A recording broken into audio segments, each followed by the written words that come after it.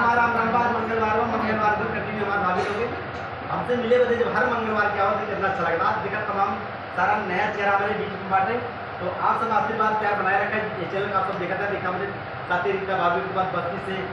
आई भाभी क्या नाम विनीता तिवारी है, राज मिश्रा ऑफिशियल है, राज पियक्कड़, उसके बाद बनारस वाली भाभी देखी ये क्या नाम आप पूजा, हाँ पूजा पंडित जी है और बहुत सारे हाँ बहुत